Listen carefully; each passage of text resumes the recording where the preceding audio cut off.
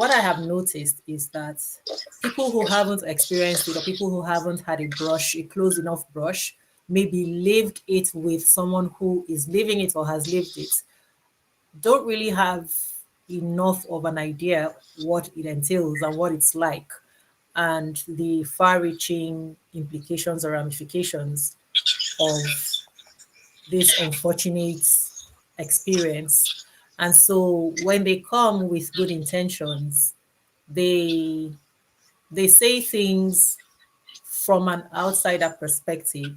And that's why we're having this conversation. That's why I have taken it as it is my job to expose it so that people can have a better understanding.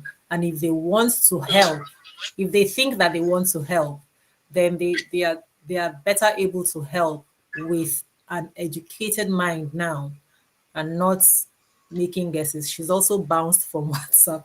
She's also bounced from WhatsApp. Yeah. So even if the calls keep coming and breaking, that's okay. We're going to tolerate that. We just want to have this conversation, right? Yeah. Sorry, is your guest still there? Yes, he is. You don't apologize. You're not the one running the thing, so that's okay. Yeah, you're not running the connection. That is okay. So yeah, I used to be very angry thinking about this, but my spirit has totally changed now because I used to be angry with the parents, and I used to be so angry with the people who are trying to help. Now I'm no longer angry with the parents because I understand it better. My anger now is mostly with the people who are trying to help, but I also understand that they don't know what they are doing, and that's why we're here to educate them, right? So let's go. I am going to I'm going to go start with let's start with Share.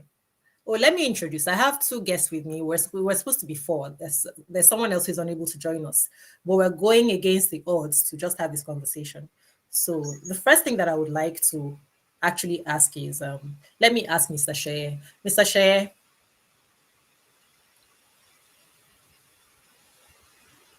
one second. Yeah. In fact, I had actually said before we even start that I want to do something. I want to play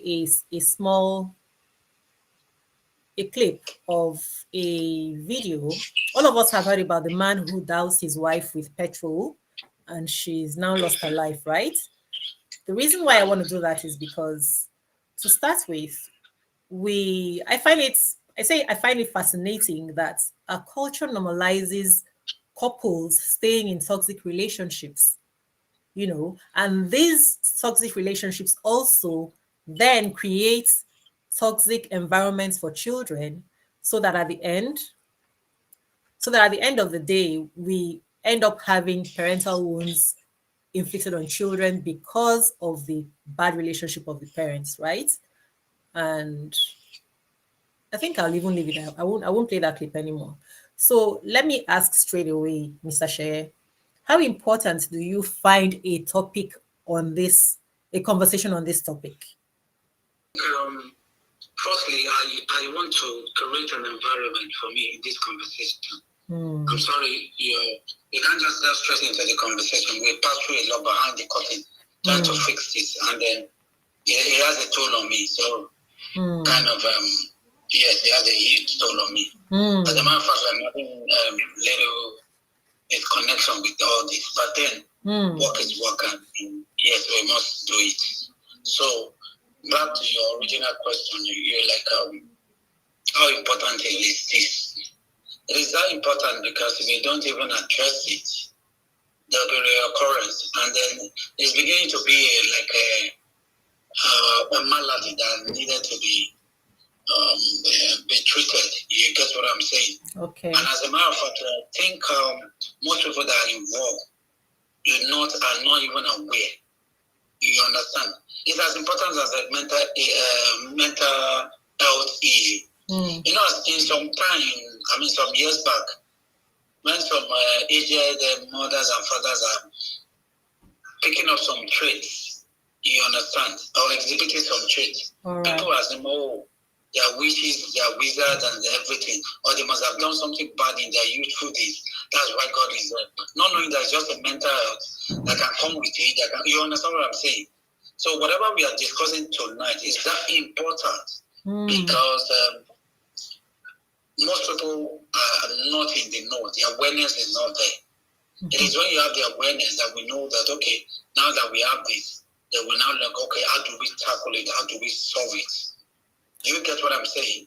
Yes, very, very valid points. I am so happy that you mentioned that. Thank you so much, Mr. Sheye. Thank you so much. I'm actually surprised because what I do know is that you haven't even experienced that and you haven't had that close approach, at least as far as I know. But for you to understand it this much, I am really impressed. And thank you for bringing that up because I don't think I would even have gone there in this conversation. Faith, what do you have to say? All right. Well, I find this discussion very, very, very important. The issue at hand is very important. Basically, it reflects on psychological scars that are left on a child's psyche. And when I talk about a child, it's important for us to, you cannot address the damage on an adult without having to revisit their childhood. And if this happens to a child, the child eventually grows into adult. So it leaves a bystander, or it leaves somebody who would want to analyze the consequences or the level of damage with a long yardstick of measuring the time of damage, which actually is probably from cradle or, let's say, childhood. So it reflects on how long an individual will have to fester, for how long the person will have to live with a wound. And this is not a closed wound. It's an open wound. It's an open sore that fester eventually. And the resultant effect is something not to be desired. To the individual that is carrying the sore, and then to people around, that would have to be affected by the damage, by the wound. So when we're talking about parental wounds, we should also appreciate the level of damage, that it doesn't just leave the individual, it also leaves people of surrounding, people who are related. It could be workplace, it could be within the community where one lives, it could be with the spouse, it could be with children, onto generations. So,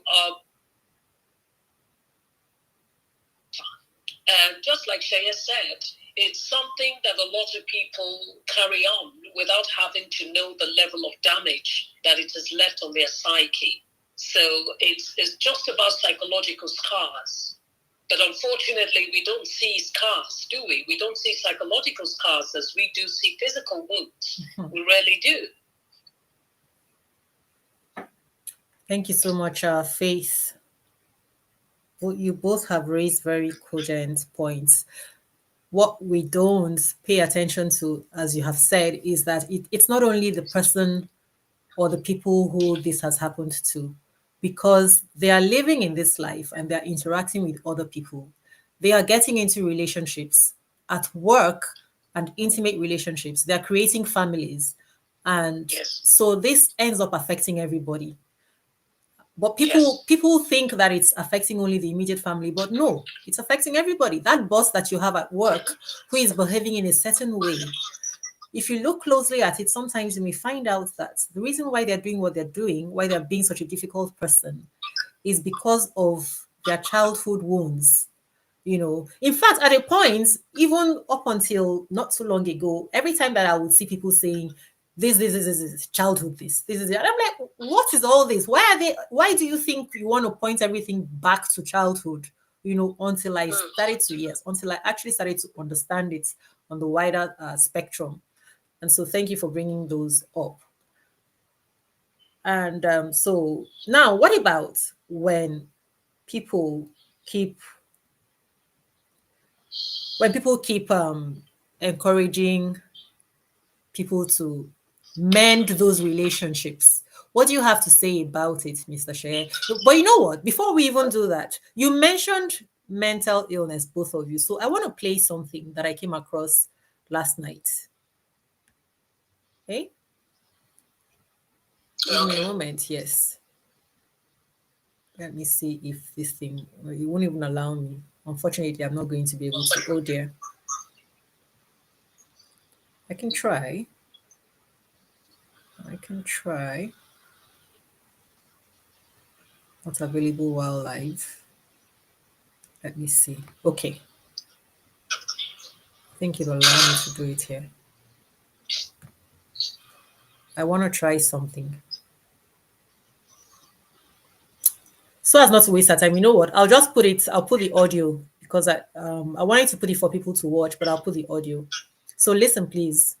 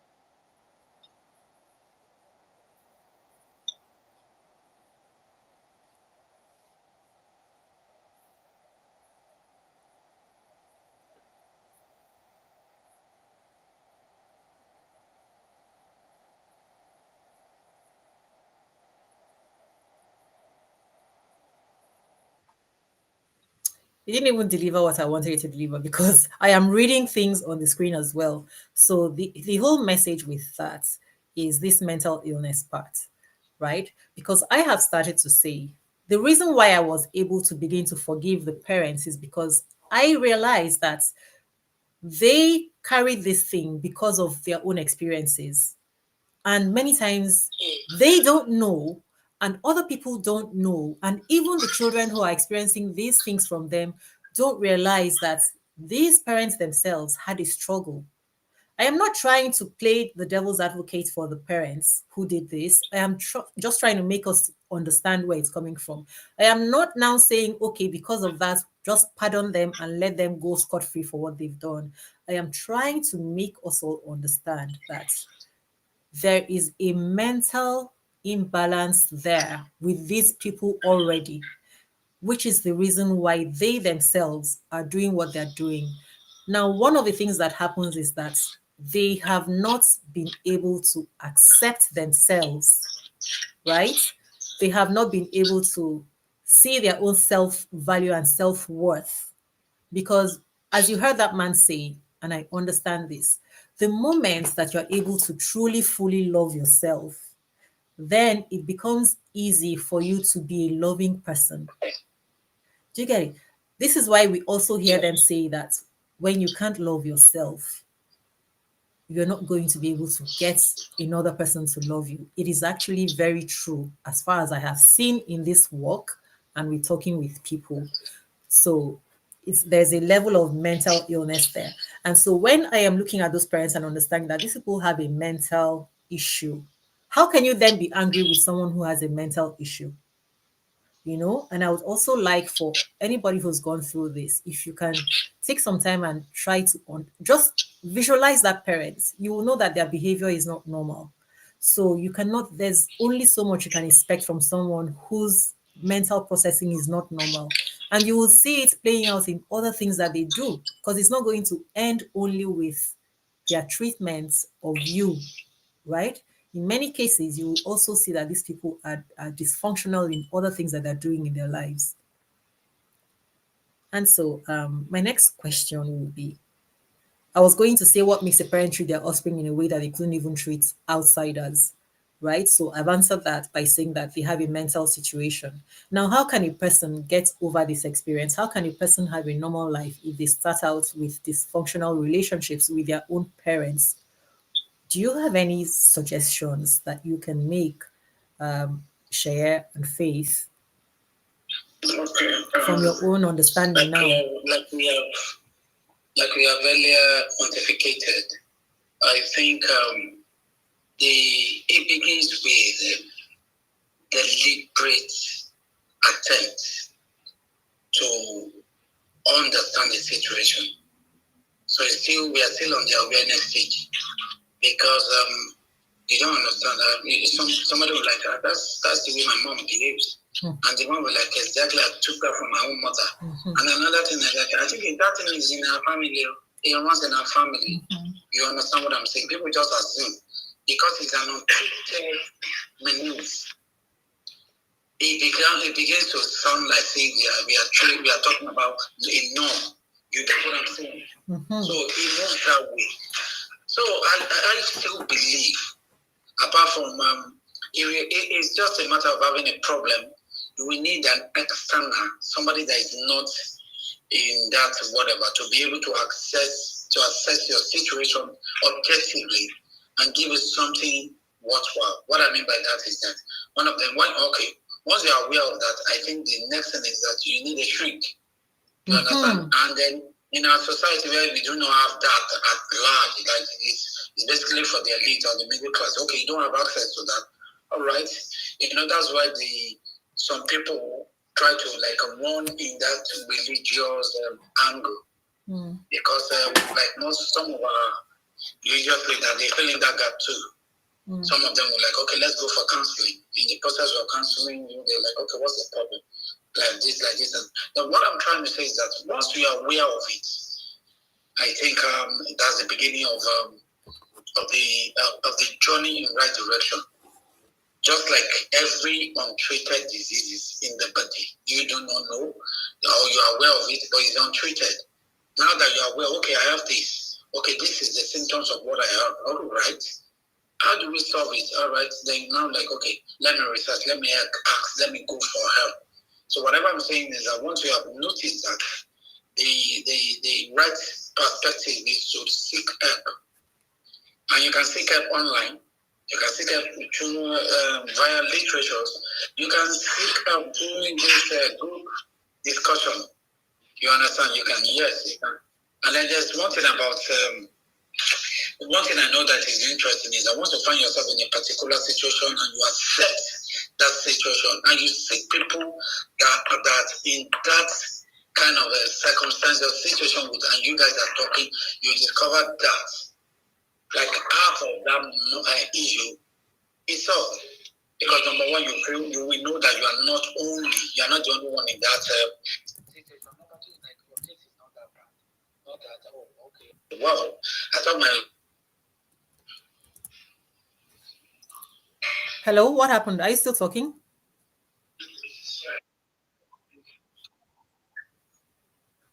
mix it. Hello, did you guys hear me? Yes. Okay, that's just it.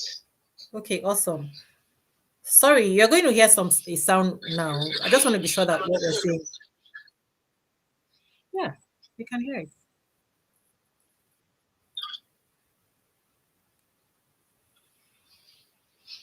Okay.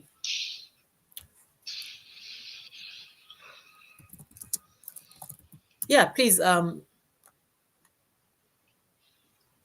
This whole thing is getting untidy, but anyway, we'll do it. So, Faith, do you have anything to offer on that?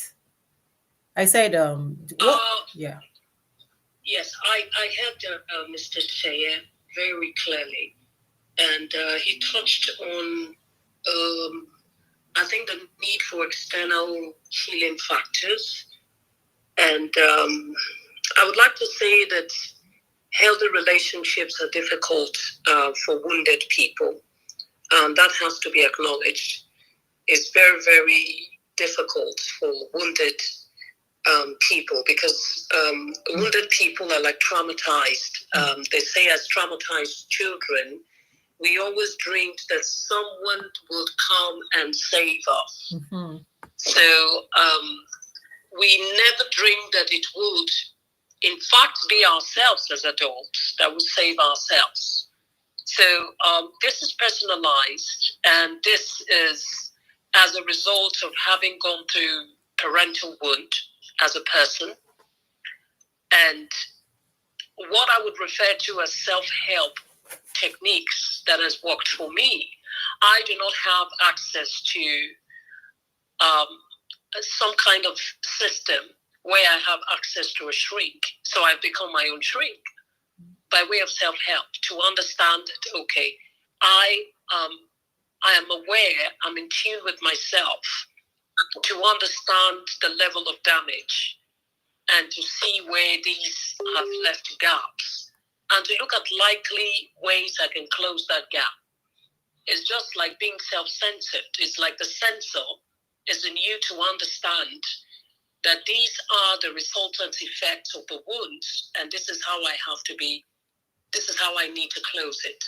So in the meantime, as we know, we do not have access to shrinks, but I also think that we've really gone a lot from this discussion because we need to understand how these parental wounds fester. As a woman, there is just this need for us to look at social context that relates to the traditional patriarchal system that defines gender power, the gender structure. And it starts from the woman surrendering to her husband exclusively, be it conjugally, that's sexual rights and obedience. And we know what the Bible says about obedience. Now, almost obedient, she's almost subservient or totally subservient, even to her own will. To a subtle and to a large extent, it is one that devalues the woman. And I would like to say that that is where it starts. So when we talk about damage, it's very, very important for us to understand the level of damage.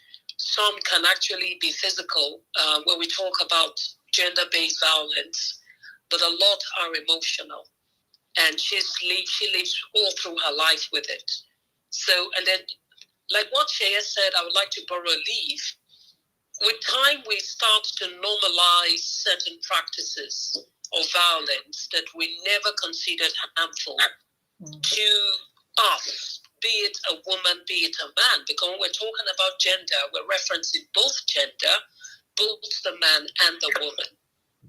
So it's very, very important that we look at certain social contexts, social factors that normalizes wounds, normalizes parents netting down certain practices.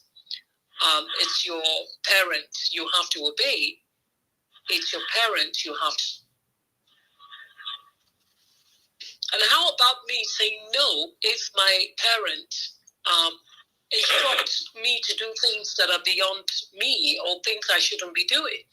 So the society never talks about it. And then the culture that we are used to, the culture that we're born into, never question these things. And so it's like a string, and then it leaves this very long trail of abuse that never seems to end. And we live our life through it. And then we begin to normalize it. We start to normalize it. And so I think it's a lot of luxury to now get to an advanced society, to now reflect inwardly to see the damage and now think of, oh, maybe I should have access to a shrink. A lot of people don't even know what that word is, but they're actually going through all manner of wounds netted to them by their parents. You understand? Yeah. So self-awareness is key. I think that's just a summary of what I would like to say. Self-awareness is key. We need to get to that point where we introspect and say to ourselves that some of these exhibits that one is exhibiting is not normal.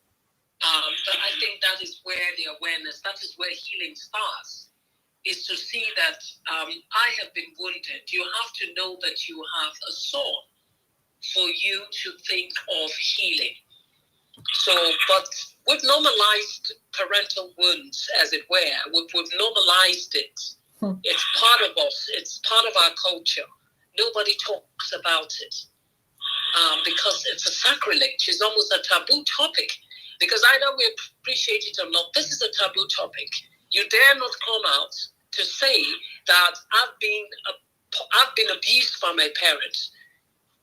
You dare not talk about it. I mean, you're going to be scapegoated. You're going to be muted. I think it is. You are on point when you say that, because in fact what really pushed me over the edge to bring this up is when I had a conversation with a lady, may have been in November or so, and she said, this happens, this is so rampant, this is, I can actually even open, she said, this is so normal, this is actually normal, that so many people have gone through this. This is a normal thing in our society. Why is she making a big deal? You know? And I was like, what did you say? And she said, yes. Why are you this? There isn't anything special about it. And this is a lady who, I know her own story. So I looked at her and said to her, you are living that life. The life that you're living is actually because you have normalized abuse and wickedness, you know, and you are now seeing it as a normal thing, because she said so many of us went through that and go through it every day. So it's a normal thing. But the fact that it's a normal thing doesn't make it right. What it actually means is that it has become so broad that we really need to begin to check it now, right? Yes. Because that is why every day you're hearing people talking about broken relationships. Why do you think that is happening? People will not have, even if you're going to have broken relationships, they're not going to be toxic. The only reason we have all that toxicity is because people are not mentally balanced, right? And so you have a situation now where somebody who is not mentally balanced is creating mental imbalance in their offspring, who will now grow up with this and now remain mentally unbalanced. And you say, why are you making a big deal about it? It is a big deal. It's a big deal because as a woman or a man, you would not want to watch your child going through this. So, are you both there? So, if you will not want to watch your child going through this, you cannot hang up your boots and say, oh, this is too much because it's everywhere. Let's just now keep quiet. Because bad things happen when good people keep quiet. Yeah. But, well, I want to chip in this quickly. Yeah. You know, when we're talking about something that has become a norm in the society. Yeah. And then it's almost like a pattern that, like, okay, we all know this is like a generational pattern or society. So glad you mentioned that. Yeah. Yeah, but there's something I actually emphasized that one needs an external help, external force, external assistance in helping you to self-awareness, and then I mean, when you're aware there's a problem, then you're like, okay, how do I solve this problem? And the person can help you out, okay, just to figure it out and everything. Yes. Now, why I'm saying all this is, I remember when we were in school, and then, religious, I think I've given you a little about my background in German tertiary institution days. I was affiliated to one particular college. And then I observed that we usually have this men talks. I mean, yeah. Oh, he got bounced. But, okay. We talk about the whatever we are experiencing and all that. Mm-hmm. Now, this is my point. I observed that most of us then are like, this is why my mother, okay, this is what my dad was doing to my mom, Mm-hmm. Like, okay, what is it? This, and they highlighted it, and they were conscious, consciously. I mean, they are number one, they are aware of it, they are consciously avoiding that pitfalls. Okay, these are the errors of our fathers and the errors of our forefathers. They wrote it down, and you're like, okay, this is what we do. We will be praying about it. You get what I'm saying? Mm-hmm. That's then Now, another thing that we did is that. Yeah. Hello? What is it that you don't like about your parents? See, I mean, your family, they will list it out, you will list yours, and they consciously look into it and then pray about it and then walk consciously to avoid all that. Do you get what I'm saying? I hear you. And then to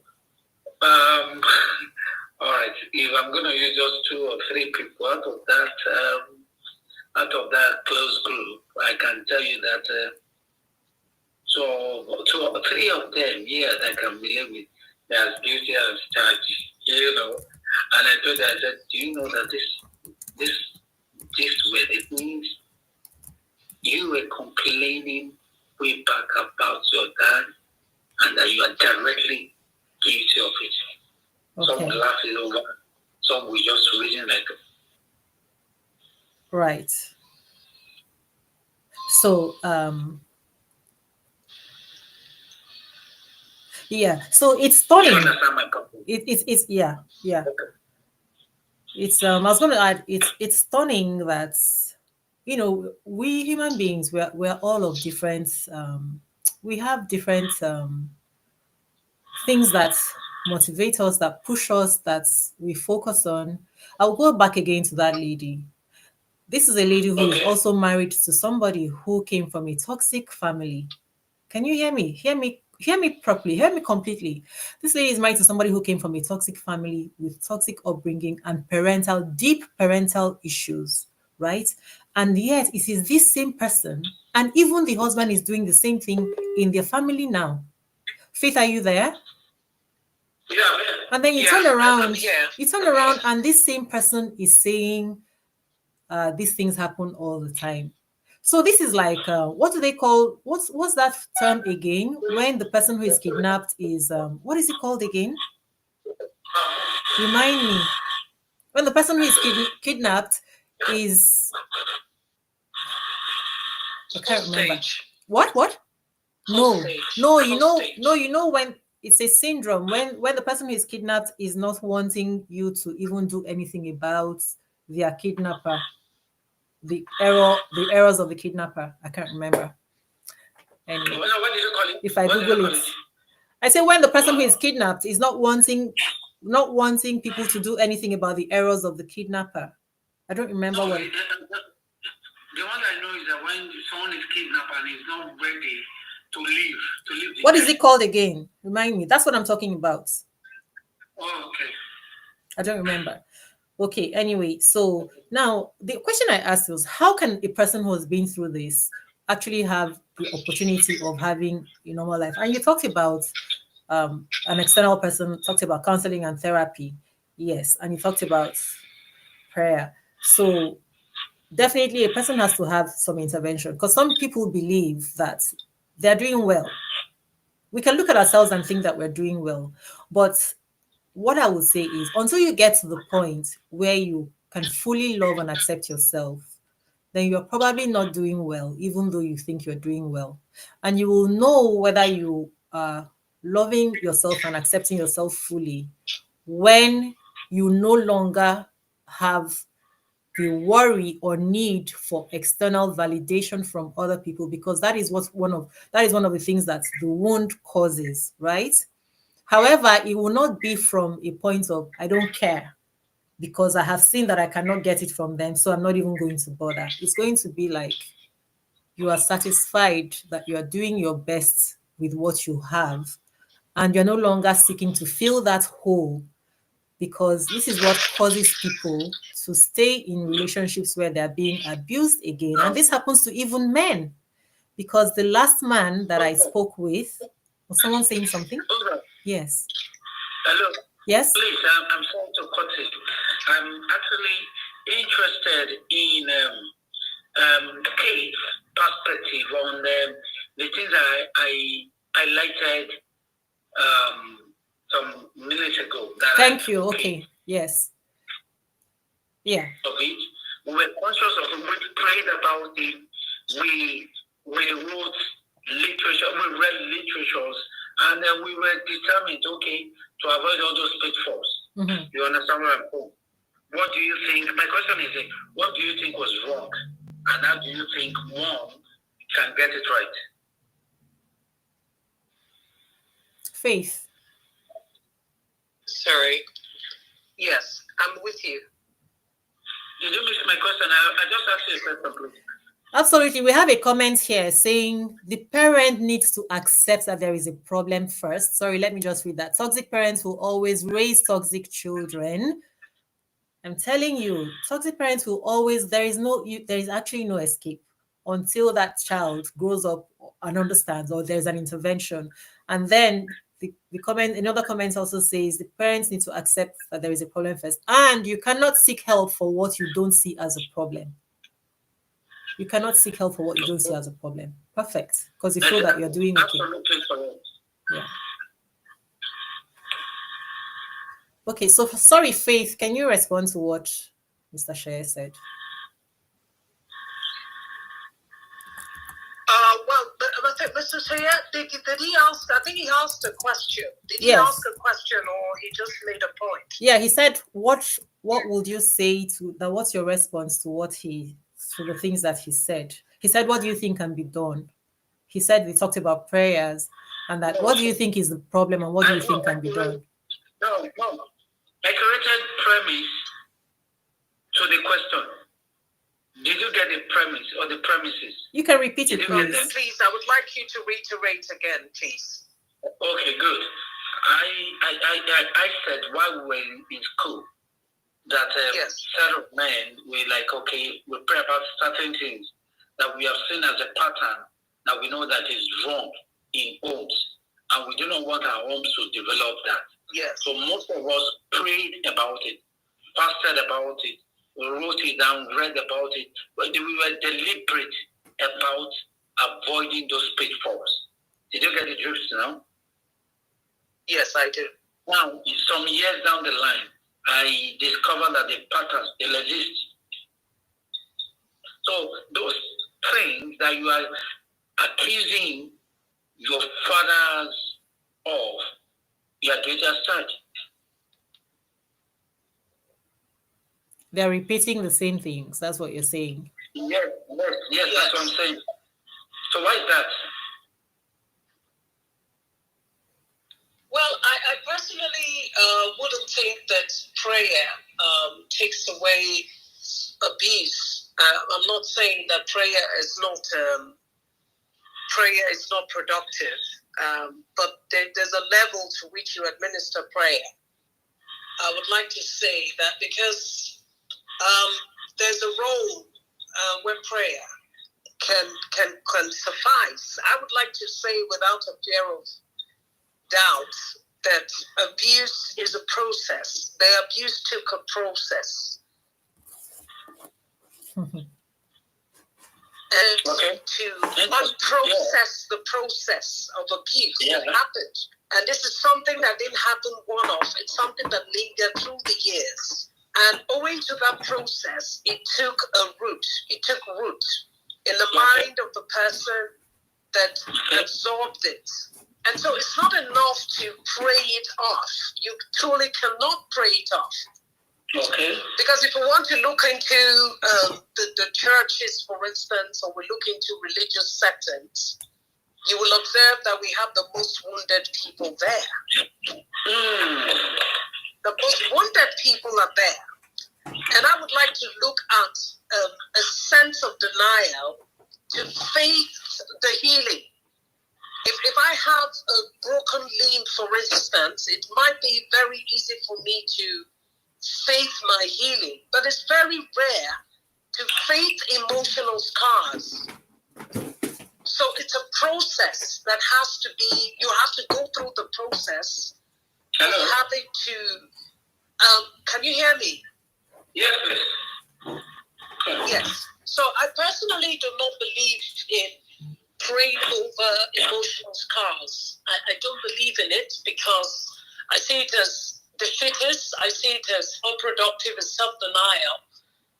It's a lie. It's false. A complete lie because it's false. The Let's just emotions were bruised. yeah. Your emotions were bruised. Hello, The damage happened.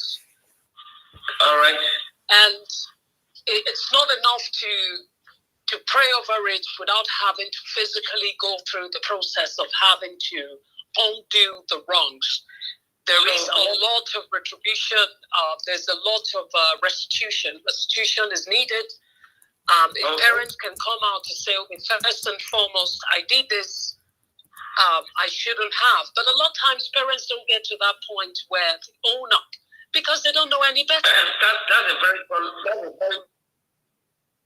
if you're looking at it from the parental perspective, it is it is not cultural for parents to admit that. I'm sure you know that. Cultural. I'd like to say something about that. You just ended that with because a lot of times they don't know any better. So what I'll say is, yes, they don't know any better because really, if you knew, you wouldn't be doing this, right? If you really, really knew better that this is the effect of what you're doing, you wouldn't be doing. However, I would say again that there is no way that you have a child and you're having this kind of situation where you and your child are now separated or you're not getting along, that you would, even if you feel that you didn't do anything, right? Hear every word that I'm saying, even if you feel that you didn't do anything because this is the way that you see life. If you were normal, what you would do as a parent would be to call your child and say, yes, I am not happy with our relationship. I understand that you believe that I wronged you. And for that, I am sorry. Do you understand? I think I want to. So I even want to if take an exception. no, I want to take an exception to that. Okay, tell me, what do you mean? Okay. Now, based on what you've just said, do you know that so many parents will have tried to call their children and like, okay, the reason why I call you is that, okay, let's resolve this. In the process of resolving it, creating another problem. Do you understand that? Have you not seen it? Yeah, it happens in conflict management. You are trying to solve a conflict, to resolve a conflict. In the process of, which is sincere mind. You get what I'm saying? They have good intention. So your point is? The point is, it is an external help first. Oh, yes. No, definitely. No. Yes, no, that's what we do here. So definitely, it is not that you meet with the child alone, both of you, right? So actually, what we do here is, what I'm trying to say is that this point that you are raising, that most people have tried it. Okay, I don't like my relationship with my child. I don't like my relationship with my children. I want us to be better than this. Okay, let me call one of them. Okay, first one, come.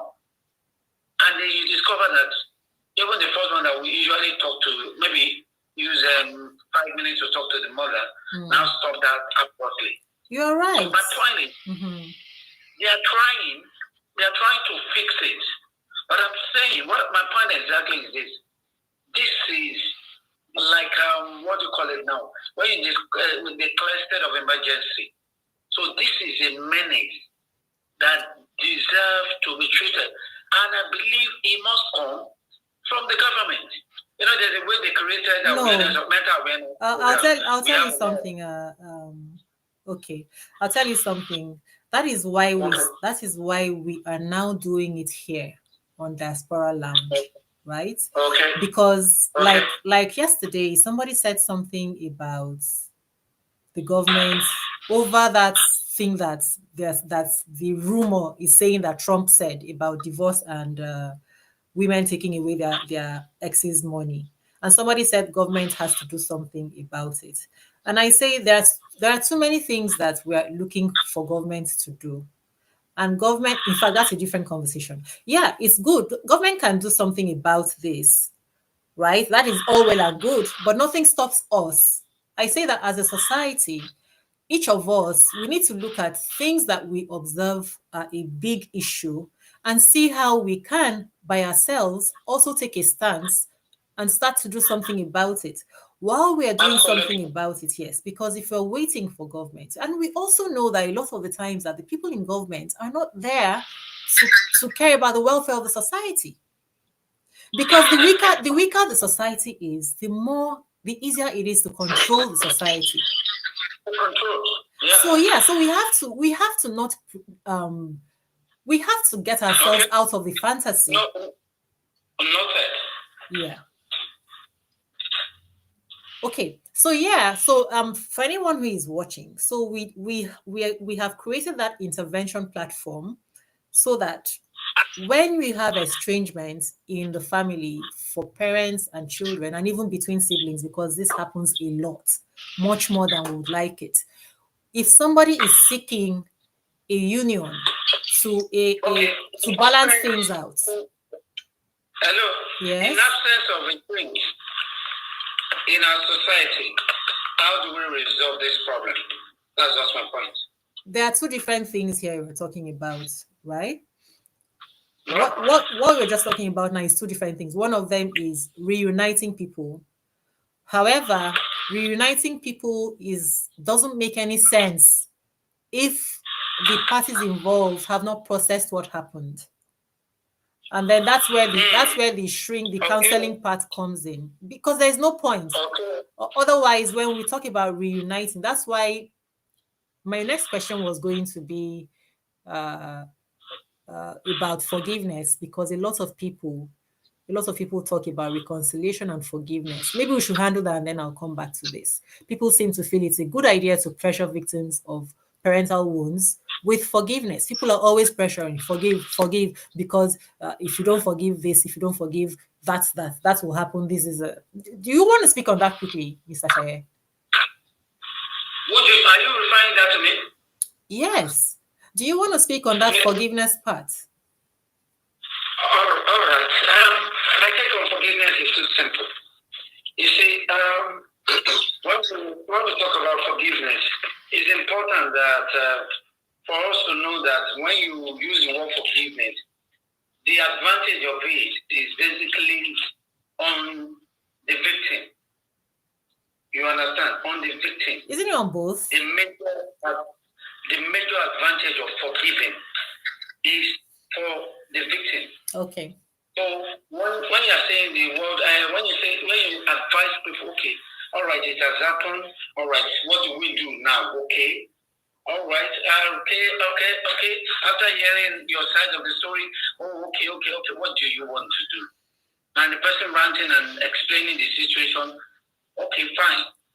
For you to feel better, mentally, health-wise, spiritually, physically, in all wise of life, you need that to get it right.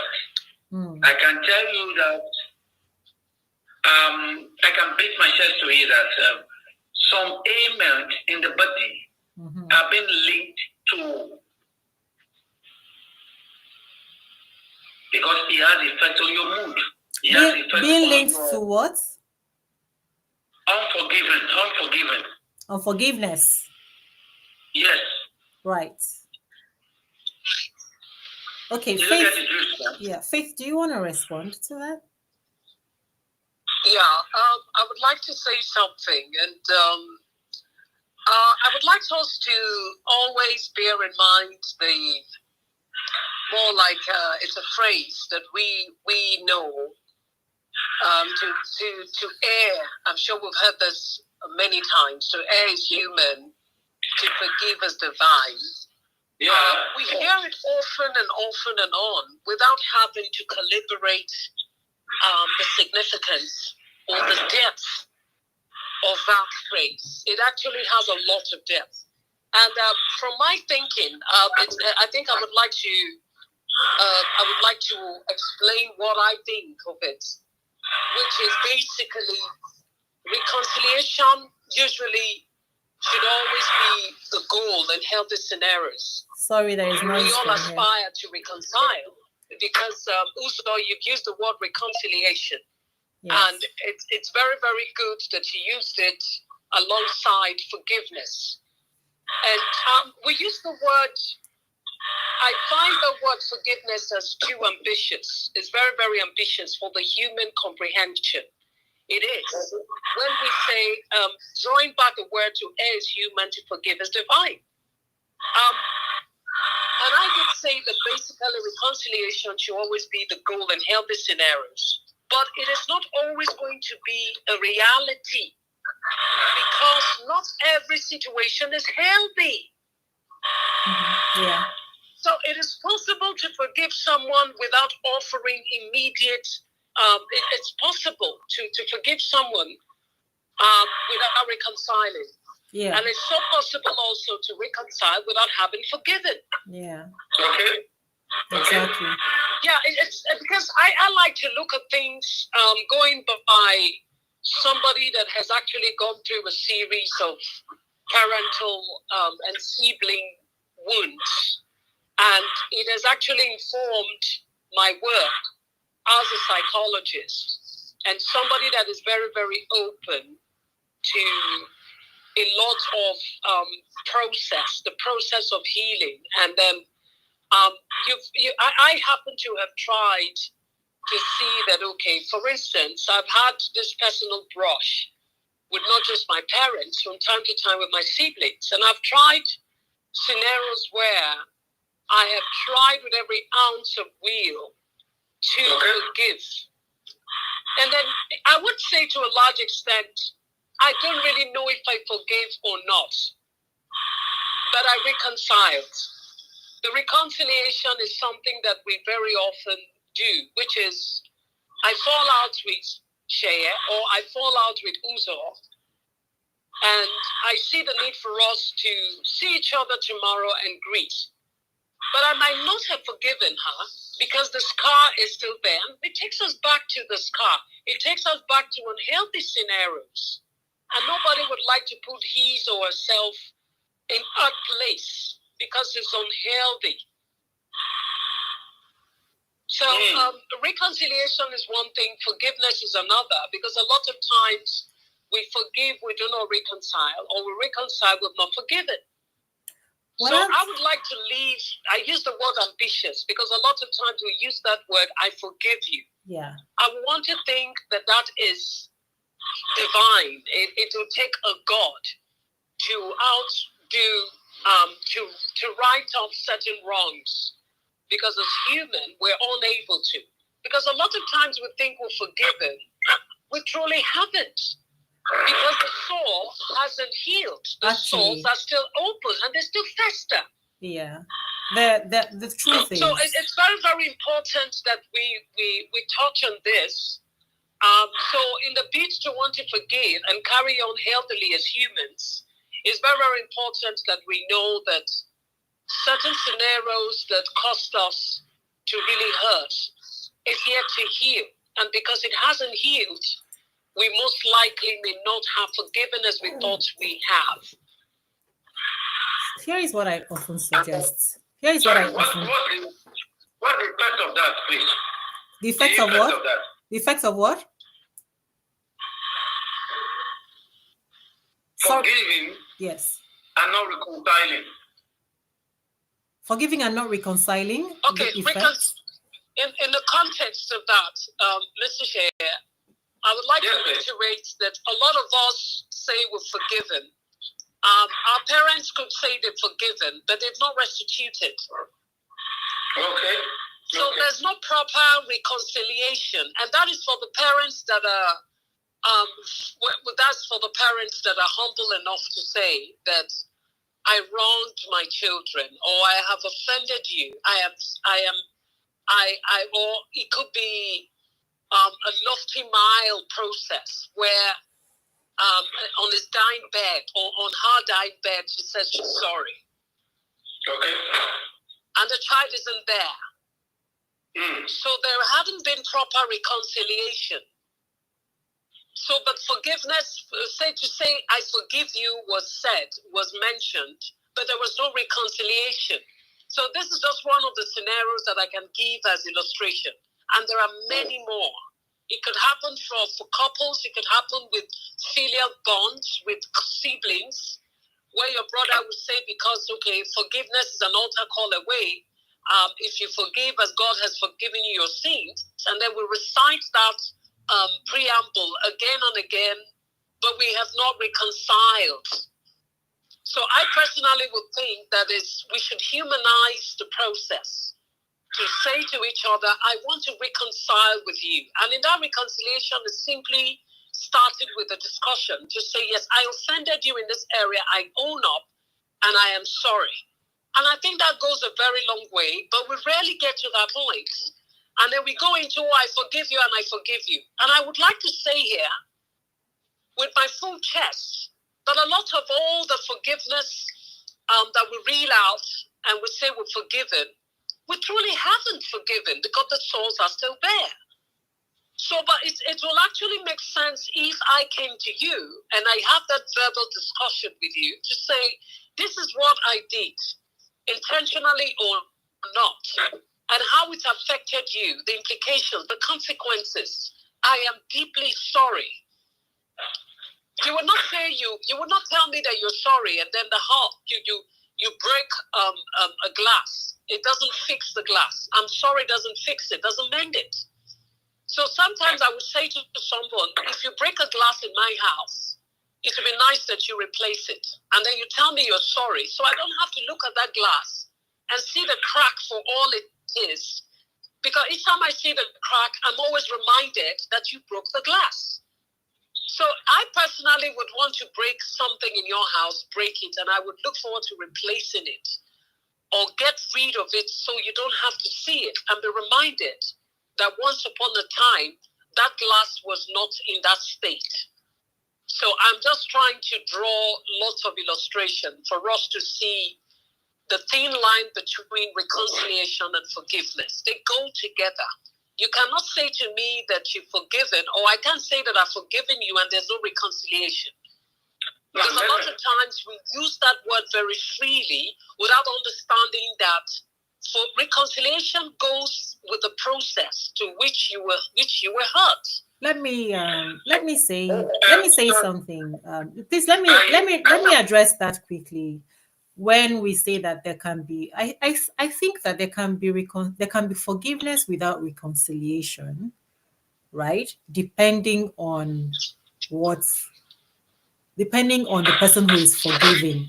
The reason I say that is this. Here's a scenario. If, like I said before, if you understand that the person who did something, if I go out in the streets now and a madman on the streets spits at me or throws his feces at me, it can annoy me. I can be very annoyed, but this is a stark raving madman. How can I, do you understand? I cannot expect him to understand what he has done. Am I making sense? You know, so it's also that is, sorry for cutting in. That's a madman. There are no bonds. There are no loyalties. There are no loyalties with him. Faith. So it's very, very easy to brush it off and move on. But that's what I'm trying to say. I am trying to say that there is no sane person.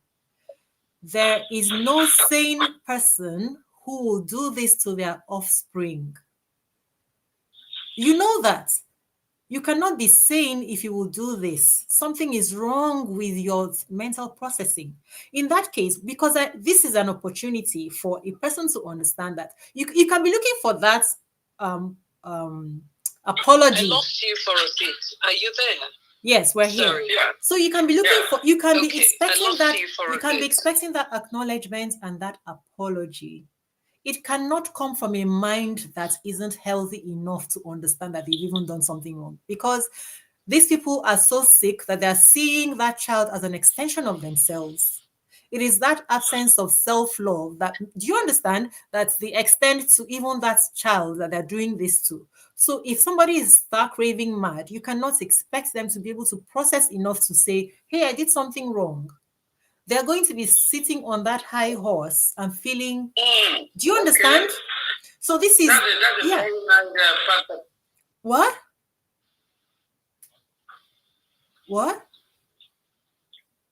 Because I'd like for people to not be stuck in that place where they're expecting something that isn't ever going to happen. Because the person that they cannot give what they don't have. You understand what I'm saying? They don't have enough. That means you're throwing the line of my No, conversation. I'm not. I'm not towing the line because you are suggesting that. Yeah. No, when I said when you're forgiving, you are doing more good to yourself than your friend. Of course, I agree with that because the truth is these things they cause ailments. They cause releases of toxins in the body. When you have pain and bitterness in your mind, which is why the person, the victim, needs to find a release, and that comes from an intervention with a conversation, either with those people or with counseling or with therapy. Right, that's why I said so. There's a process.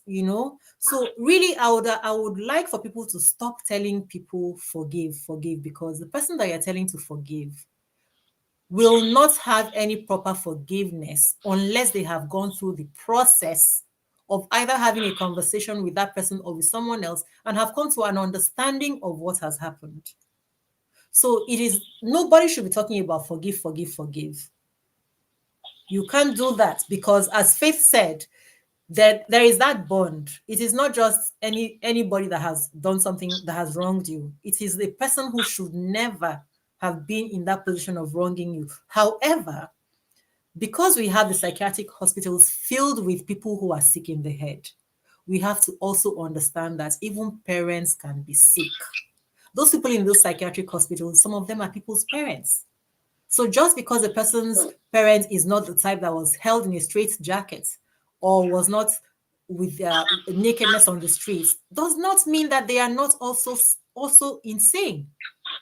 Because we have professors, we have doctors, we have engineers, we have people who are sick. They are insane, but you cannot tell. So understand that if you're waiting for your sibling or your parents to apologize, you will never get it from a sick mind. Then you'll become a prisoner. Are you going to make yourself a prisoner forever? And those things will release toxic poisons into the system. Do you know that as a Christian, I believe that I'm a Christian and I believe in the tenets, the golden rules of forgiveness. And forgiveness should be given by the golden rules that states that one should always be willing to forgive, even at repeated offenses. We understand that as a golden rule. And then we know the health implications to forgive or not to forgive. From the beginning of this discussion, I think it was Mr. Shayer or you that talked about the implications of having to hold on to unforgiveness and the resultant effect. But I would like to say that we all look forward to forgiving. We all want to forgive. All right? Okay. We are generous and benevolent enough to want to forgive. But then there's something called partial forgiveness when especially you know that you're returning to the same scenario, unhealthy scenario. I would like to forgive, but walk away from unhealthy scenarios, unhealthy platforms, unhealthy environments where, having forgiven, I still come back to that space. So it's almost very, very easy to contextualize forgiveness because the Bible says forgive. Because the golden rule as Christians or as religious people, we need to forgive. But as humans with a mind, and as humans with hearts, we return to that same scenario again and again. I don't think. And where I talked about. Sorry, go on, please. Yes. Where I talked about reconciliation is if I must return, because let's look at filial bonds, let's look about siblings, let's talk about siblings. Every December you've traveled home and abroad. Don't we all look forward to returning home in December? Don't we look forward to a happy homecoming? And we look at family reunions in most December, or festive periods. Everybody looks forward to it. And that is where it would be nice that reconciliation took place. So we don't verbalize forgiveness for the sake of it. And the unhealthy scenarios still happen. Because if we want to go into scenarios, is beyond a madman throwing feces at you. And that was what I was trying to say. I mean, I would brush that. I wouldn't want to get confrontational with a madman. Otherwise, I'm also seen as a mad person. So I would brush it off and move on. But it's almost very difficult to brush off when you know your sibling, for instance, snatched your husband. Your sibling is having sexual relationship with your husband. Your sibling has actually come into your home and disinherited you from your home. And in fact, the person is pregnant for your husband. And we have all manner of scenarios that is almost very humanly, almost difficult to overlook. Okay. And would we just verbalize the forgiveness without having to reconcile? Exactly. So that's why when I say that, Shaya, Mr. Shaya, when I say that forgiveness is important, people look at it.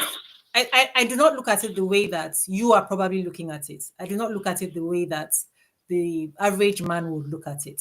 Because that forgiveness that we're talking about in itself. Sorry, Uzo, please forgive me, please. Please forgive me for interrupting you. Right. In the context of forgiveness, like I did say, yeah, only God gives power to forgive. Right. We need to be reminded about that. Only God gives the power to forgive. Right. May I take you through a process? I say that forgiveness will come through a process.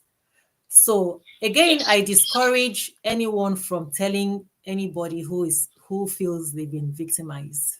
Stop telling people forgive, because another thing that you're doing is you're putting pressure on people after they have been through this unwarranted pressure for who knows how many years of their lives. Then you come and add that burden of telling them to forgive something that they haven't even been able to process. Now, I admit that forgiveness is very important, very essential for one's well-being. But you cannot get to the point of forgiveness without going through the proper process, right? And that process is going to lead you to a point of understanding what has happened, why it has happened, and how to protect yourself. And on top of that, being a victim of this doesn't always make you remain a victim. Sometimes it ends up being a gift. Because if you would have gone through this type of, if you would have gone through this type of punishment from the very place where you should have had nothing but nurture and love, what it now does is that it prepares you for the outside world. However, not everybody is able to end up at that place where it becomes a gift. Some people remain in that victimhood because all of a sudden that thing has colored their world, so that they're looking at themselves as somebody who their destiny is a person who does not receive love. And when you're moving through life like that, can you even imagine the types of experiences this person would have? Even if they got married, can you even imagine the type of experiences that they would have in their relationship? They can never have joy, they cannot give joy. Right? So a person's whole life has just been like, that's why I call it murder. I call this thing murder because a person's whole life has been lost in this thing. And then you come along, you being a good person with your good intentions, and start talking about forgive. You don't do that. What you need to do, let me actually encourage, what you need to do if you ever need to talk to somebody who has been through this, what you should do is, I am sorry this happened to you, right? That's where you start. If you haven't first empathized and even asked them what happened, and even found out from them the things that they face due to this, then you don't even begin to talk about forgiveness. You are actually adding salt to the wound. So we do a lot of good intentions. We need to stop being good people and bad people, and instead be sensible people, which involves going under, peeling back the layers. Hello. Yeah. I still want to ask a question because you did not allow Madam Faith to do justice to my question. I'm sorry about that. Because I'm just learning the aspect of reconciliation vis-a-vis forgiveness. I've never married the two together, but this is my first time on level, okay? There's a way you can marry the two together. Restitution and reconciliation, then forgiveness and everything. Faith, now, the question... What? Yeah, the question you want to ask is... I want to broaden this conversation a little bit. I hope your capacity or the elasticity of this conversation will... Bring it on, please. All right. Now, when the white men came to Africa, looting us, raping our women, cutting our young men away, killing us, and then, doing all sorts. And then they erase our history. Up to this very moment, they have not accepted that they were wrong. Instead of them to accept their errors, they were busy sending manipulative literatures and everything, whatever, defense mechanism to cover their tracks. They were savage. They called us savage. We were savage. That's why they had to come and help us, to groom us, to develop us. We all know that anything was. So my question now is that for them not to accept that they are wrong, that has robbed us of restitution, and we as a race, we have not forgiven them. We only moved on. I wanted to tell the truth. We just moved on. Yeah. As if somebody has obliterated some things in our memories. So we just assume and we moved on. Okay. Yes. Well, now with the knowledge I tap in tonight, I'm beginning to think why we act the way we are acting is a ricochet effect of what has happened in the past and what the way we are, and the fact that we have not find a way to forgive and to marry the two together. I can't disagree with you. Yeah, I cannot disagree with you. Right? Okay. Yeah. Okay. So, Madam Cook, she brought the idea of that's why I'm putting the question to her. She brought the idea of the concept of restitution vis-a-vis forgiveness. You understand? And the second phase of the question is this. And why I think people are afraid of greed. Look at it now. Something has happened like 20 years back, and then people, we're not like, okay, can you please forgive? Let's forget the matter and then move on. And if we are talking of the restitution, it simply means that we are opening the old wound. That is my own perspective. I don't know if I'm right. It's like we're opening the wound. Maybe what? Reopening the wound. So you're saying that they shouldn't have that conversation because they'll be reopening the wound. Is that the parents and the... No, you please listen up, man. I am not suggesting anything. I am as open as a in-book. I'm asking her that this is an intellectual rigor. So I'm simply asking Madam Faith to address that part. Okay, maybe why people are afraid of restitution or reconciliation or whatever you want to put it, away from forgiveness, is that they don't want to open the wound. No. And then in some cases, even the victims, they will tell you, don't even talk about that matter, let's forget it and we move on. So how do you handle such?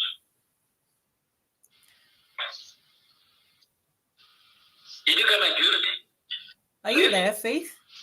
Now, I got your drift, and I would like to. There are two distinct things, Mr. Shea, and they do not always go together. Okay. Forgiveness does not always lead to reconciliation. Okay. Forgiveness doesn't always lead to reconciliation, and you have actually said something poignant. You have actually touched on something very sensitive, and it's making a lot of sense to me, which is moving on. A lot of times we move on. We've not necessarily forgiven. We just moved on. And you illustrated our relationship from pre-slave era, going by the colonial masters having come into the continent, having come into Africa, and stolen from us. You did reference that. Yes. There was not a reconciliation, so we haven't even forgiven. We've just moved on. Yeah. So that is actually a part of reconciliation where we know that we forgive, but I would like to say again that forgiveness is not human. To having to forgive someone that terribly hurt you goes beyond human strength. So indeed, when somebody says with a pinch of salt, forgive, you just have to forgive, I think it's even more abuse. Yeah, I find it a bit abusive. It is actually. It's not. You're That's not wrong. my take. I think it's abusive to just tell people to just get up and forgive, just like that. So I would often said, could you give me time could you give me time to vent a bit? Could you give me time to swallow, to just stay in my rubbles and give me time to mature, so that I can tell you. A lot of times we don't. Sorry to cut you short, because I don't want it to juice too far from when I talked about the colonial masters. I am saying, I'm asking, does that have effect on us as a race, as a black race? I think it does. It does. I think it did. It does. I would like to say it did. It does. I would like to say it did. Yeah. Yeah, it does. In multiple ways, it does. Okay, then how do we resolve that? Knowing fully well that Uzo have said categorically that we are removing government out of this setting, that whatever we are doing, we are fixing it. So to Uzo, I'm throwing the question to you. How do we resolve it? Well, how do we resolve this as Africans? This question is to Uzo. To both of you. Yeah, it's for me. I would like to institutionalize. I don't know. I wonder at how possible it is to institutionalize forgiveness as a people, as a nation. It's almost far-fetched. It's almost not possible. But I would like to say, moving forward, it's incumbent on you as an individual to see where certain things leaves gap in your life. Okay. What I think, but that is if you actually self-aware, if you come to that place of awareness to know that there are gaps. You just have to close your gaps, because our society does not leave room for reconciliation. It doesn't leave room for mediation. Let's look at mediation. Even when we make reference to alternative disputes as a source of reconciliation, how effective is that all the time? Can we do this? Our courthouses is still clogged with lots of cases. The judiciary is still as corrupt as ever. There are possibilities for you to get to be infringed upon, and you never get justice. So I think it's incumbent on individuals, it's incumbent on you as a person to know that, yes, if I go into this space, it might not go well for me. I just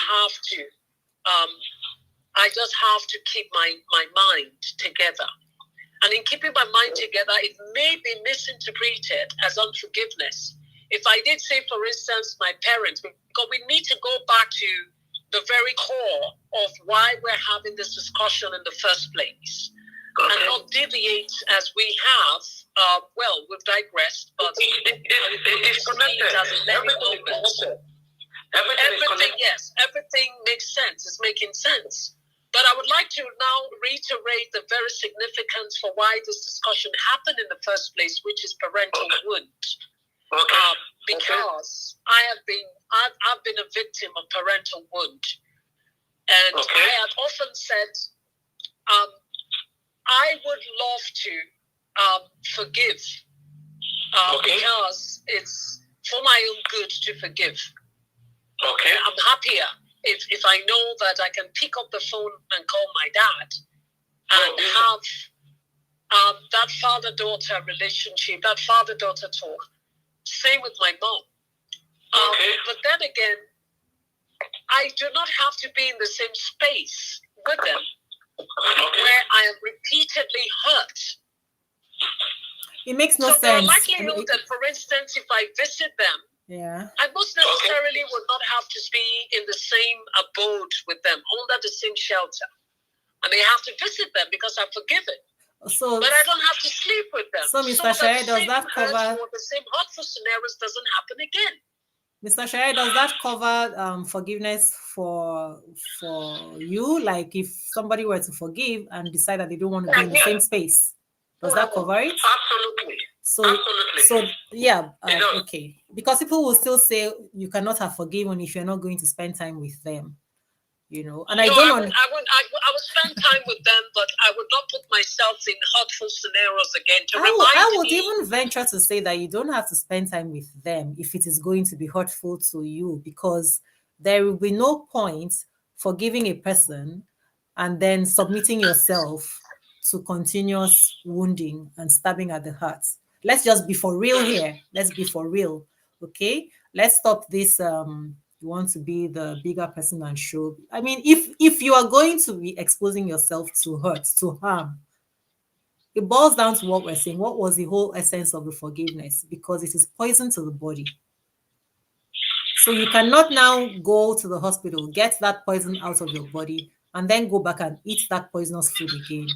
If you need to stay away, that's what you need to do. Otherwise, you are risking getting your heart broken all over again. Yeah, but also I would like to touch on that, because I would like to also now say, which is not something we should be saying, but let's say we are all culturally entrenched as Africans. Yeah. Where even as we were, let's imagine we're Caucasians. Yeah. Well, Caucasians, as humans. Yeah. I would still say I would forgive. Yeah. And we need to plan out states spending time. I still will spend time, because if I forgive and I didn't spend time, the interpretation of that is going to appear as if I never forgave. That is the interpretation. So I would spend time. Spending time for me. Sorry. That's a big one. That's a very huge one. Spending time for me could be, spending time for me is, for instance, my folks are in Lagos. I would like to, if I'm in Lagos, I would like to go see them. Yeah. As long as you are safe. I understand that at the end of the day, I have to return to a hotel room and not stay with them again. No, as long as you are safe in that spending time with them, then of course it will be encouraged. Yes. If it's not going to expose you to harm. Because the truth is, if you haven't seen this happen, there are those people that even spending time with them, in that time, in the 10 minutes that the person spends with, I'm talking about 10 minutes, they are going to say things that will push a person back into whatever it was that had occurred all those years. Yes. Where the person begins again to question themselves, like, am I really just not worth anything? Why did I? You know, so there is no point. There's no window dressing here. Let's just not do that. Okay. And I remind us again, I have to remind us again, despite the fact that there is that bond, there is the blood bond. The bottom line is, if a person is insane, they are insane. All the love you have for them and all the desperation you have for that relationship isn't going to change the fact that this person is existing in a mind of insanity. They're going to still meet it out on you when you get back in the same space. So you have to be mindful of that so that you don't undo all the work that you've done. Okay? Okay. Yeah. We've got to look beyond our cultural, all these things that is programming, societal programming, that you've been taught that this is the way that you should be. However, when we came into this world, I think you are not looking at the root cause. Do you understand? There's a deep-rooted, how do I say it now? Deep-rooted sickness to all this that is beyond the surface. You understand what I'm saying? Yeah. Because, so you can't just limit it to cultural thing. It could be beyond that. Oh, no. Okay, no. I was talking about the expectation on the person, because when we say I will look as if I haven't forgiven, that is the society, the culture, expecting that because family, how can you be separated? Because for a while, even I myself used to say, how can people say that they're family and then they cannot? You know what? Yeah. You know what? Like we have said, our society is devoid of shrinks, and there's supportive group and then experts. Why I'm saying all this is that when you hear such, people are trying to provide solutions to existing problems, thereby perhaps complicating the problems. Exactly. But it's just their own way. It's just their own way of like, we can't just fold our arms and let this thing, let this kid go astray, or let this family scatter. So they will not like, okay, jump on their houses and find solutions and create more wounds.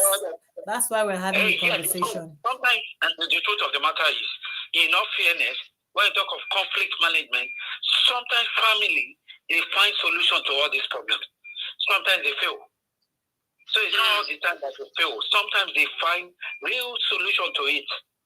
You understand? But don't forget, we used to have structures.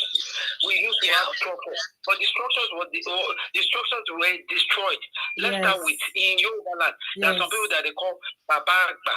Babagba means the supreme Baba in the compound. Yes. They used to live together. So by the time what's the problem that your father is, okay, your father cannot solve this problem. Okay, let's try the uncle. Yes. The uncle cannot solve it.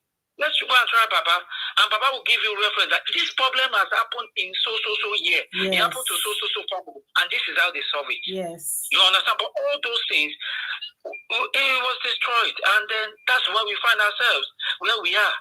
Yes, and that's why those things are linked, because that is why we are struggling, because the truth is, I thought, even as now that you just said we don't have shrinks and all that, do you know that in our culture we did have things like that? I saw a post. We did have things like that, but because now, yes, the only types of shrinks that we refer to are the ones who have a certification that says that the person is a psychologist. Of course. So no, we did have things like that in our culture, and we're not using those ones. Neither are we using the westernized one. But you know what? Let's just so Faith, can you please help with? Are you aware of any instances where parental wounds have actually offended a person and seriously destroyed their whole life? Oh yes. In fact, we are all wounded. We're all wounded. I wouldn't want to give instance. Oh no. I have to disagree with Mr. Adeshoye saying thank you for that, even though it is true. The reason I say that is because I agree we are actually all wounded. Yes. Okay. But it's not the type that you are saying, because No, what I'm saying, Yes. whatever she's saying, let me tell you, it's a function of degree. Yes. So we are all in a function of degrees. Okay, so yeah, we it's agree like on that. what? We agree on that. What? We agree on that. I just want her to Okay. share the peculiar. Okay. Yes. I know someone, and that person is me. Okay. Okay. Okay. I know someone, and that person is me, and Okay. I have been a victim of parents that were narcissists. My Okay. father and my mom. My dad being in the military, actually started off as a disciplinarian. And we actually saw it. Given the time of the late 70s to the early 80s, having been raised by my dad. And then it was very, very easy for us to say, okay, being a military man, he had a way of certain strict values. Okay. And wanting the children to abide by it. Okay. And then we absorbed the beating. And today we're beginning to see that all of these beatings that he got away with today wouldn't have been overlooked. Okay. What the beatings are now what the civil society referred to now as abuse, corporal punishment. All of this wasn't mentioned back then. Yeah. And I would say yes, I am actually a victim. And I know the extent of damage it cost me. And a lot of times when it happened to us, we absorb it. We just have to be self-conscious to know that, yes, this is the damage it costs. So we do not visit it on our children. Imagine saying who beat and kill. Imagine when we say who beat and kill. And then when we make such reference or make such comments, we don't want to still beat our children. Now, let me ask you this. I need to get this straight. Yes. You know why? Because the truth of the matter is, if we don't go in depth a bit more than the superficial beating that you're giving us, I'm not sure it will resonate because everybody will say I was beaten as well, right? Exactly. Yes. So why is yours special? Guess what? Your neighbors will beat you. Your neighbors will beat. And your parents will come. You dare not complain because they will say how to eat. So we see it as norm. And in all fairness, I think it helps to shape us. But I don't know. You know, okay, take for instance, let me use my dad as now. Let's personalize this. My dad will not beat you when he's angry. So if you offend him, his eyes will be red and everything, but he will not beat you. He will tell you, if I beat you now, as in, he knows he's going to wound his child or his children. He won't. So wait for another time. Do you know that kind of beating that they will allow you to sleep for 1 week? You know that your kid is still resting. And if he wants to beat you now, you will not like, okay, let's negotiate. This offense, don't you take his 10 strokes? Then you understand? You had a parent. You had a parent that could get on that space. Yes, I am trying to tell you that I didn't have a dad like that. Okay. That's what I'm saying. Not when my father couldn't beat, he left it for his subordinates in the military to beat. Really? He didn't mind if his children could lose their lives, and my dad didn't mind it. Okay. Yeah. Okay. It's just that must have been very frightening. Nothing happened to Uzo. Nobody beat Uzo, so she just enjoyed life, and she's unique. Oh, I can't tell you that I was not beaten. Is there any of us who was not beaten?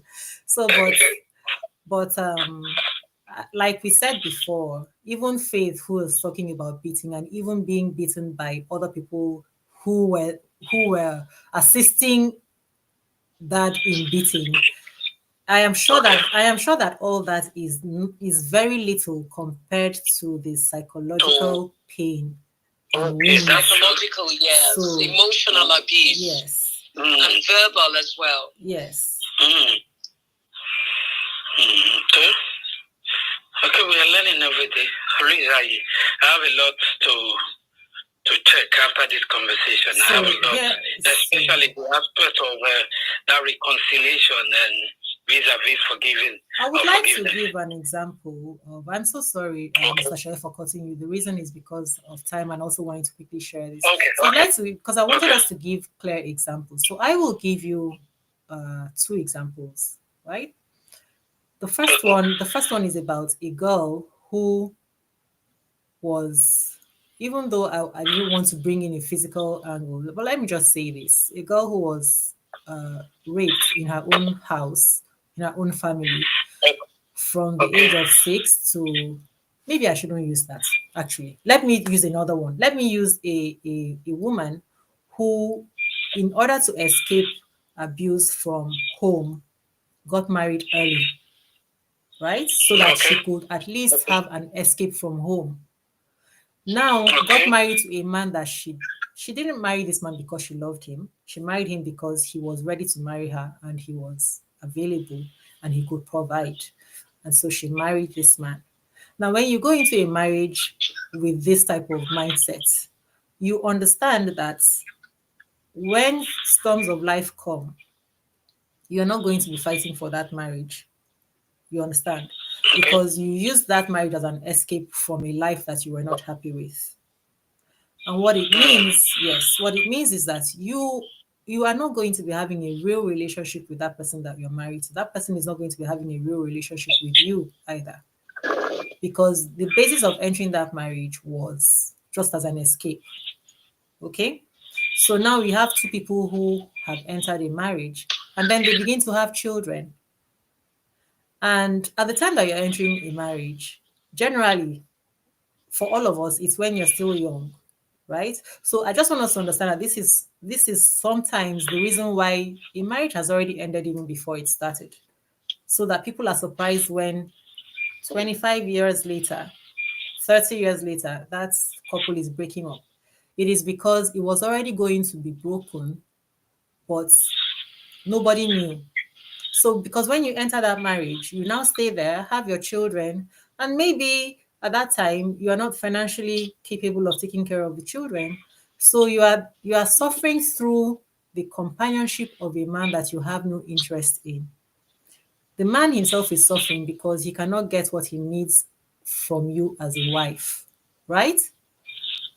But you now stay because you cannot take care of those children. And when the children grow, you have lived all your life now from childhood up until maybe almost 50.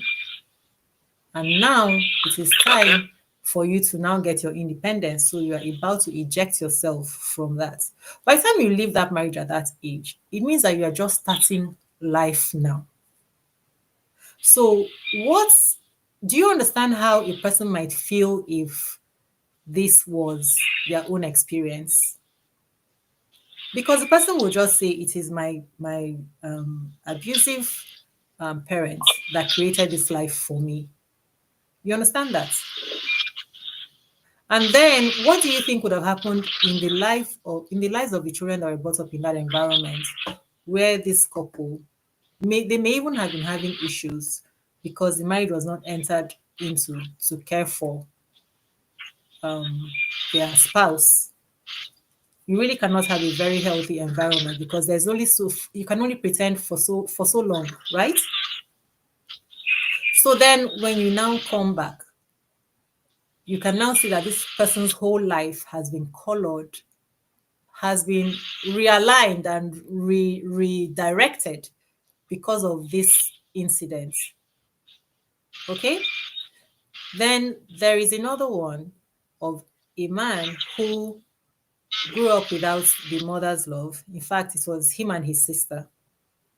Now, when the woman started talking about the things that the man doesn't even trust her. And she is baffled why this man feels as if the man has this attitude where it's like everything and everybody in life is against me. By the time we dug into it, what we found is that from the time of childhood, not having the mother's love, these people have felt like life has just created this thing for them where they will not, as if they are specially separated for punishment. So if you're going through life like this, in everything that you find yourself, when something else happens again, you will mark it again and say, yes, this is the pattern of your life, right? So what it means for these people is all of us experience disappointments. We try to do things, not everything that we're trying to do works. But when it happens for a person like this, they keep on marking these things. And even in choosing a person that they're going to marry, they may be choosing that person with the mindset that I know I'm not really going to have what I want, but I will just. So that's money. Yes. And some people are married to people who have this at the back of their minds and they don't know that this is where they're operating from. And so you find yourself in continual in frustration. You find yourself in frustration. And the person may not open their mouth to tell you that this is what it is. Right?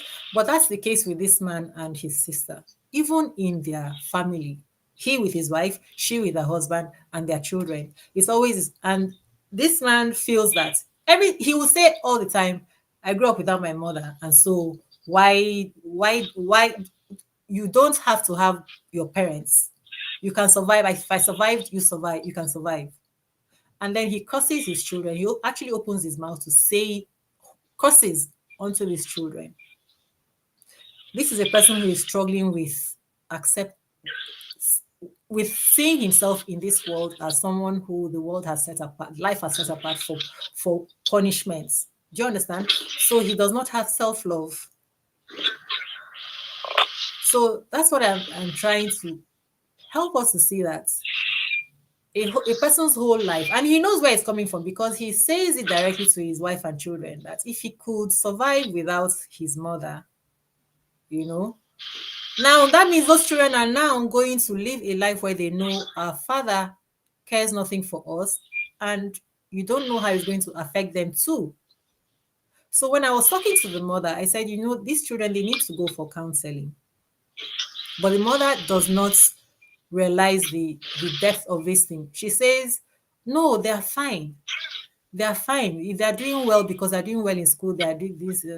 And you're trying to make the person understand these people really need the therapy, right? Because when these children come out tomorrow, if anything happens at any time, they're already going to start marking it as, yes, even our father rejected us, or even my father rejected me. So it's no surprise that this person again has rejected me. This thing again has rejected me. Do you understand? And these are people who, when they get into relationships, if something is not working out, instead of quitting the relationship, they can stay in abusive relationships because they feel like this is my own thing now. I have to make it work. I need to get that love that I do because there's a gaping hole that needs to be filled. Or there may be people who will not even care at all because, no, I will never have what I need. So these things play out in so many different ways. Even to go for an exam, they do an exam, maybe if they fail, they'll be like, or maybe the father is not there to pay for it. They just give up, and for that, now the person can go through life without getting that education that they should have. And in their 50s and 60s, they are still wallowing in what the parents created in their life. So it can be never ending. And then you now wake up and start telling the person to forgive when they are still living the life that was put upon them. Yes. And still bearing open wounds. Yeah. So it's just so much. It's just so much. If ever you're going to talk to anybody, talk to them from a place of compassion, to try to empathize with them with what has happened. Tell people that forgive. Yes. It's their own way of resolving the matter. It's their own way of resolving the matter. Yes. It's their own way of trying to help. Sincerely, they're just trying to help. But I'm telling you that your way of trying to help is more abuse. Your way of trying to help is more abuse. You need to redirect your help. Are you serious? Are you saying it from the personal angle? I'm saying it from both. I'm saying it from both professional. From both professional and personal. That's what I'm saying. Lord.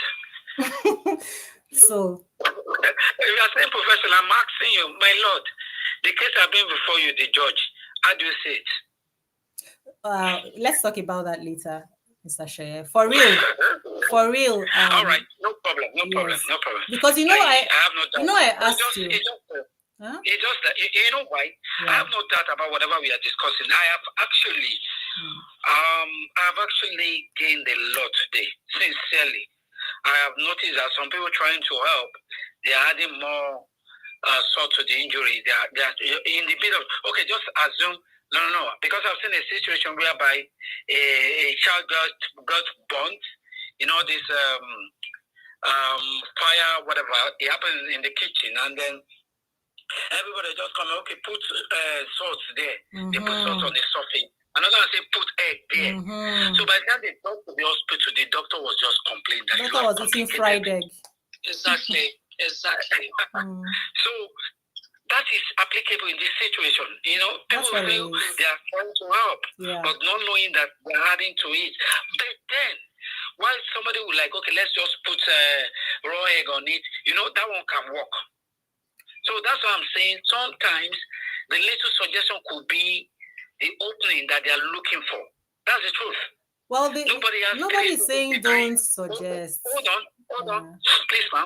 Nobody has 360-degree knowledge or know-how about any situation. Even the experts, sometimes they're like, okay, this thing will not work. And it will work. So what I'm saying is that even while we are trying to tell them that, don't tell them to forgive, just let it not sound like from a very convinced and tested empirical. No, it is very convinced and tested and empirical, 150%. There's not going to be discussion on that. There isn't going to be. So because if you remember, I didn't say don't say it at all. I said this is the way you do it. So the reason I had to say it that way is because I want to make sure that point is noted. The way you do it is that you start from trying to empathize and understand what has happened first. Anyway, like I said, I have actually gained a lot. Beyond this, my jokes, I have actually gained a lot. Okay. No. I have added another thing to my. I'm going to quickly tell you one instance. A stepmother said to the stepson, now that you are not talking to your father, I am now going to stop talking to you. Right? So I want you guys to imagine that. So somebody has been through something like this and is saying, I have been abused and I have been victimized. And this is they are not in a relationship with their father. And then the stepmother with whom they have a connection to the family now says, because you will not, even 2 days ago, even 2 days ago, I saw one like that, because the daughter is not. Can we dwell on this, please? I'm because whatever you're saying, I'm wrapping my brain around it. Yes. You know why I'm saying all this? Why? Because even the mother, if the mother is in this situation, she is likely to say the same thing. Yes, that's what I was going to say, that there was another one, the same story. Let's not look at it from the stepmother thing. Let's look at it from the African homes, if you're saying the stepmother, the mother can even tell you if you don't talk to your dad. That's the second one I was going to say. Even the mother is saying the same thing, right? Yes, I have. Yeah. So it is still there. Like I said, is coming out from ignorance. Exactly. That's what I was trying to point out. It's coming out from ignorance, and it's coming out from like she has already said, like a psychic scars, like a pattern.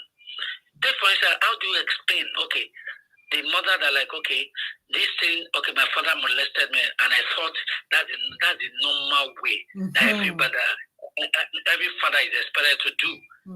From the mother, and the history or the pattern is repeating itself, and the daughter is crying to such mother. Exactly. Do you understand what I'm saying? Yes. She will not be able to provide solution. Exactly. So she's like, okay, don't worry. She will just tell you to manage it. Yes.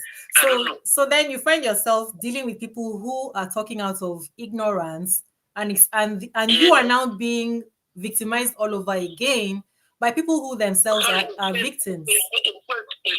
Stay there. Hello, Faith? Madam Craig. I don't know. Maybe she was back. Oh, she is. Yeah. No, she's still here, but maybe she's busy. Maybe she's on mute.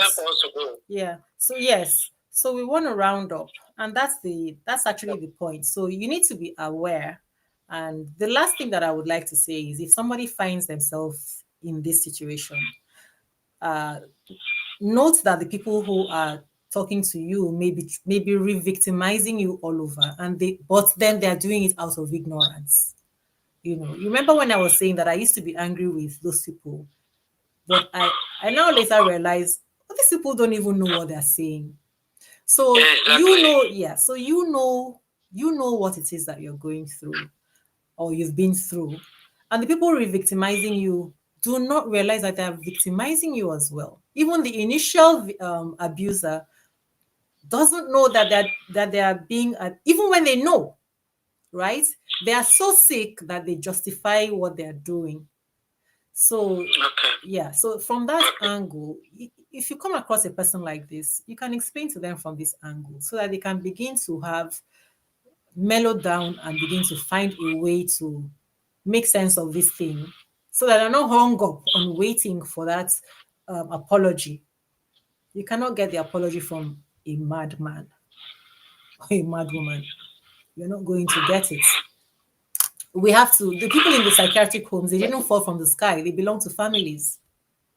So just because that person is mother and father does not exempt them from having insanity. It's unfortunate. Okay. My own conclusion is simple.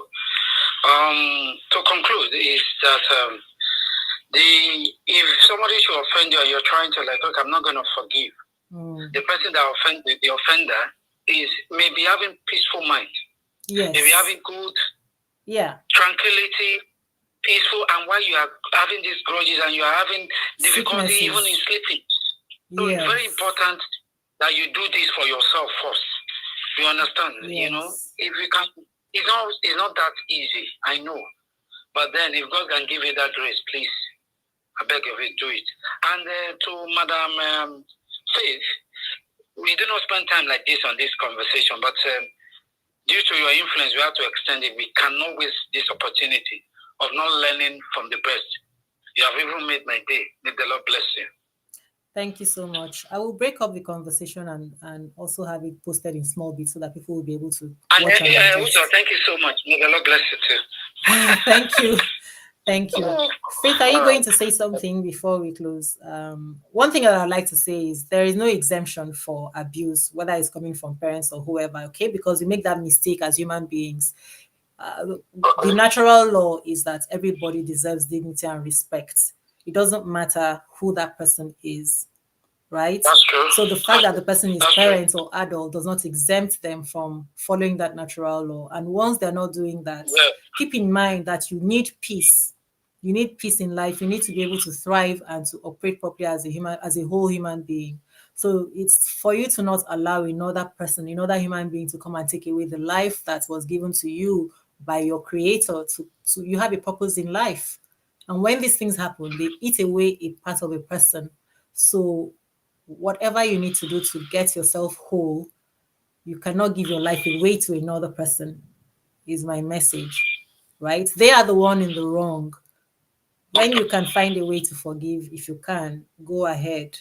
But it has to be through the process of understanding what has happened and finding your own self-worth and self-love. That's where it has to begin. Faith, I don't know if you are on mute or if it's connection. And if you want to close now. Hello, Faith? Faith? Hello, Faith? Okay. Thank you, Shaya. We will close now. Thank you, viewers, for joining us on this conversation. And we will continue to have more of this because we need to find the balance on both sides for those who have wronged and for those who feel wronged. If you do not have peace of mind, then you haven't started living. And that is what we want. We want to have healed minds and healed people, and to prevent ourselves from sicknesses, from releasing toxins in our body, poisonous toxins. All right. Thank you so much. Thank you so much, Mr. Shaye. And ending this conversation now. Thank you, everyone.